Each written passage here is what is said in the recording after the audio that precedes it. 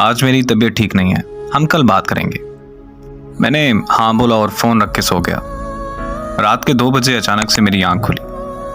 ना जाने कैसे उसका नंबर मिला दिया।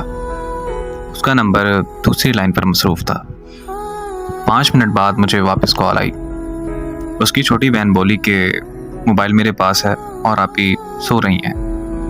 अगले दिन सुबह से शाम हो गई लेकिन उसने मुझसे रब्ता नहीं किया। मैंने दोबारा से कॉल की और देखा तो फिर से नंबर मसरूफ़ मिला आ रहा था। 1 मिनट बाद कॉल बैक आई और उसने मुझे कहा कि मैं कज़न से बात कर रही थी।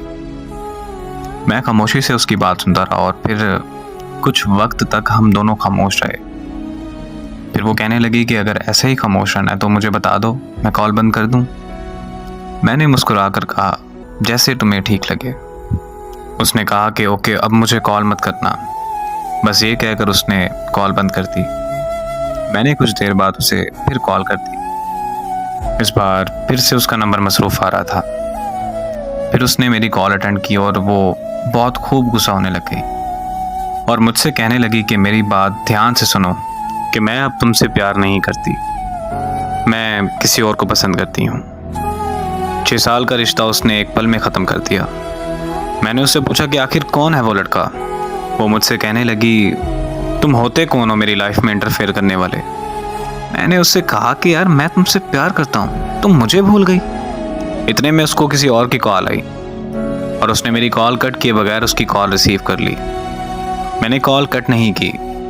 कुछ देर बाद उसने कॉन्फ्रेंस कॉल ले ली। कॉन्फ्रेंस कॉल में लड़का बोला कि हाँ भाई, तुम्हें क्या मसला है। तो मैंने कहा कि तुम होते कौन हो मुझसे ये पूछने वाले। तो वो मुझे कहने लगा कि ओ यार, कॉल कट करो और सो जाओ।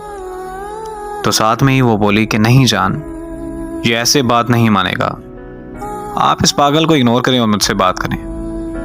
तो वो लड़का बोला कि हाँ, मैं भी तो देखूंगी ये कब तक कॉल कट नहीं करता। मोहब्बत में सितम की मिसाल और क्या तुम है। मैंने अपने महबूब को किसी और के साथ रोमांस करते देखा है।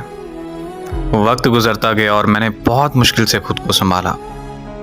3 साल बाद मुझे एक रॉन्ग नंबर से कॉल आई। मैं कॉल अटेंड करते ही उसकी आवाज़ पहचान गया। वो बोली कि कैसे हो तुम। मैंने उसे कहा कि तुम काम की बात करो बस। तो कहने लगी कि तुम मुझसे अभी तक नाराज़ हो। मैं खामोश रहा और फिर पूछा उसने कि तुमने शादी कर ली।